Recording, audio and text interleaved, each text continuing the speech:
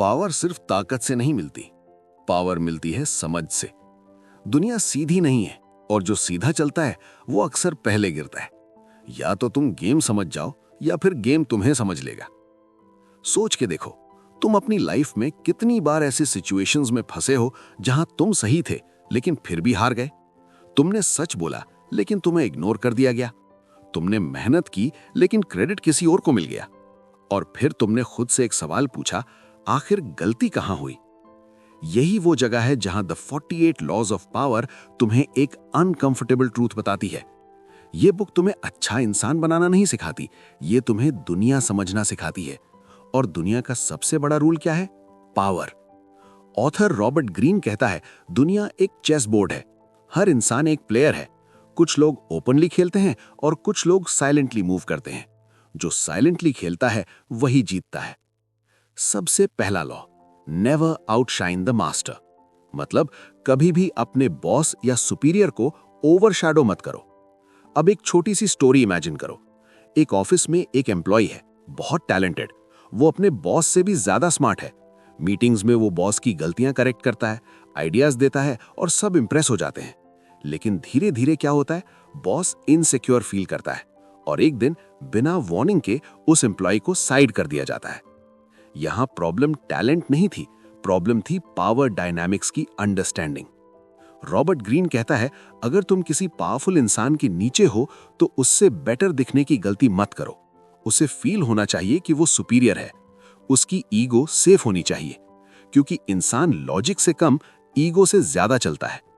इसका मतलब ये नहीं कि तुम अपनी कैपेबिलिटी छुपा दो। इसका मतलब ये है कि तुम अपनी कैपेबिलिटी को स्मार्ट तरीके से दिखाओ। बॉस को क्रेडिट दो, उसकी हेल्प करो, लेकिन उसे ओवरशैडो मत करो। अगला law, never put too much trust in friends, learn how to use enemies. ये सुन के थोड़ा अजीब लगता है, लेकिन ये सच है। दोस्त इमोशनल होते हैं और इमोशंस डिसीजंस को वीक बना देते हैं। एनिमीज ज्यादा प्रिडिक्टेबल होते हैं। एक हिस्टोरिकल एग्जाम्पल, किंग्स अपने पुराने एनिमीज को ज्यादा ट्रस्ट करते थे क्योंकि वो प्रूव करना चाहते थे कि वो लॉयल हैं। दोस्त कभी कभी जेलसी से बिट्रे कर देते हैं। सोचो, तुमने किसी दोस्त को जॉब दिलाई, उसने ज्वाइन किया और धीरे धीरे वो तुमसे कंपीट करने लगा। क्यों? क्योंकि वो तुम्हें इक्वल समझता है। लेकिन एक एनिमी जब तुम्हारी तरफ आता है वो ग्रेटफुल होता है। पावर का गेम सिंपल नहीं है, यहां इमोशंस का कंट्रोल होना बहुत जरूरी है। Next law, conceal your intentions. मतलब जो तुम करना चाहते हो वो ओपनली मत बताओ। अगर तुम अपने प्लान सबको बता दोगे तो या तो लोग तुम्हें रोकने की कोशिश करेंगे या तुम्हारे अगेंस्ट स्ट्रैटेजी बनाएंगे। एक एग्जाम्पल, एक बिजनेसमैन न्यू डील प्लान कर रहा है।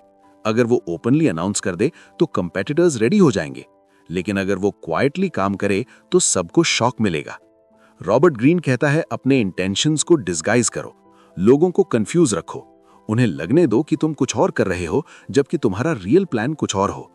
ये थोड़ा मैनिपुलेटिव लगता है, लेकिन यही रियल वर्ल्ड है। Next law, always say less than necessary. आजकल लोग बोलते ज्यादा हैं, सोचते कम हैं। जितना ज्यादा तुम बोलते हो उतना ज्यादा तुम अपनी वीकनेस एक्सपोज करते हो। साइलेंस पावर होता है। एक सिचुएशन इमेजिन करो, मीटिंग चल रही है, सब अपनी बातें रख रहे हैं, एक इंसान चुप है। जब वो बोलता है सब उसकी बात ध्यान से सुनते हैं। क्यों? क्योंकि उसने अपनी वैल्यू मेंटेन की। कम बोलना सिर्फ वर्ड्स का कंट्रोल नहीं है, ये इंप्रेशन का कंट्रोल है। Next law, so much depends on reputation, guard it with your life. तुम्हारी रेपुटेशन तुम्हारी इनविजिबल पावर है। अगर लोग तुम्हें स्ट्रांग समझते हैं तो वो तुमसे डरते हैं। अगर लोग तुम्हें वीक समझते हैं तो वो तुम्हें यूज करते हैं। एक बार रेपुटेशन खराब हो गई तो उसे वापस बनाना बहुत मुश्किल है। इसीलिए रॉबर्ट ग्रीन कहता है, अपनी रेपुटेशन को प्रोटेक्ट करो। अगर कोई तुम्हारे अगेंस्ट झूठ फैलाता है तो तुरंत एक्शन लो। साइलेंस कभी कभी स्ट्रेंथ होता है, लेकिन रेपुटेशन के केस में साइलेंस वीकनेस बन सकता है। Next law, court attention at all costs. अगर लोग तुम्हें नोटिस नहीं करते तो तुम एग्जिस्ट ही नहीं करते। ये हार्श लगता है, लेकिन सच है।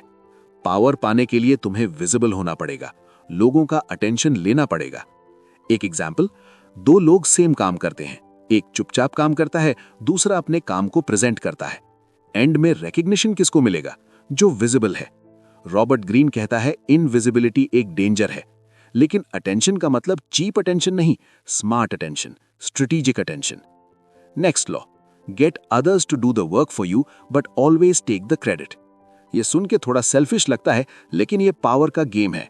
बड़े लीडर्स खुद सब कुछ नहीं करते, वो दूसरों से करवाते हैं और एंड में उन्हें क्रेडिट मिलता है। इसका मतलब ये नहीं कि तुम एक्सप्लॉइट करो, इसका मतलब ये है कि तुम सिस्टम समझो। अगर तुम सब कुछ खुद करोगे तो तुम बिजी रहोगे, अगर तुम दूसरों से करवाओगे तो तुम पावरफुल बनोगे।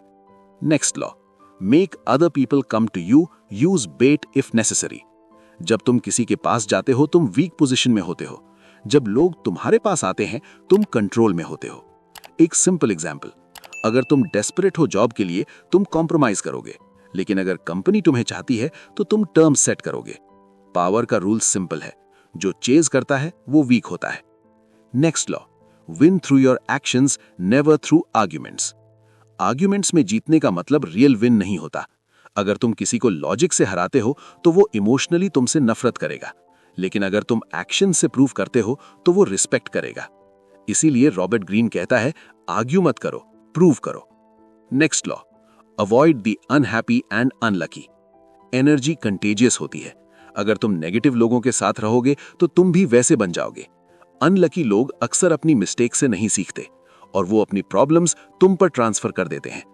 पावरफुल लोग अपने एनवायरनमेंट को केयरफुली चूज करते हैं। Next law, learn to keep people dependent on you. अगर लोग तुम पर डिपेंडेंट हैं तो तुम पावरफुल हो, अगर लोग इंडिपेंडेंट हो गए तो तुम इररेलेवेंट हो जाओगे। एक एग्जाम्पल, एक एम्प्लॉई जो सब सिस्टम्स जानता है, कंपनी उसे इजीली रिप्लेस नहीं कर सकती क्योंकि वो डिपेंडेंट है उस पर। डिपेंडेंसी क्रिएट करना पावर क्रिएट करना है। Next law, use selective honesty and generosity to disarm your victim. कभी कभी थोड़ी ऑनेस्टी ट्रस्ट बिल्ड करती है। अगर तुम हर वक्त स्मार्ट बनोगे लोग सस्पिशियस हो जाएंगे, लेकिन अगर तुम कभी कभी जेन्युइन दिखोगे लोग अपना गार्ड डाउन कर देंगे।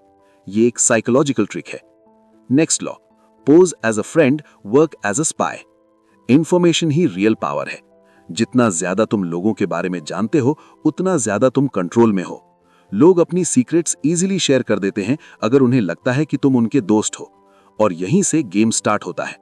धीरे धीरे तुम समझने लगते हो कि दुनिया वैसे नहीं है जैसी तुम्हें बचपन में सिखाई गई थी। यहां गुड या बैड का गेम नहीं है, यहां पावर का गेम है। और रॉबर्ट ग्रीन तुम्हें यह नहीं बोलता कि तुम बुरे बन जाओ, वो बस तुम्हें रियलिटी दिखा रहा है। अगर तुम ये लॉस समझ जाओगे तो तुम्हें कोई इजीली मैनिपुलेट नहीं कर पाएगा, और अगर तुम्हें कोई मैनिपुलेट नहीं कर पाता तो तुम ऑलरेडी पावरफुल हो।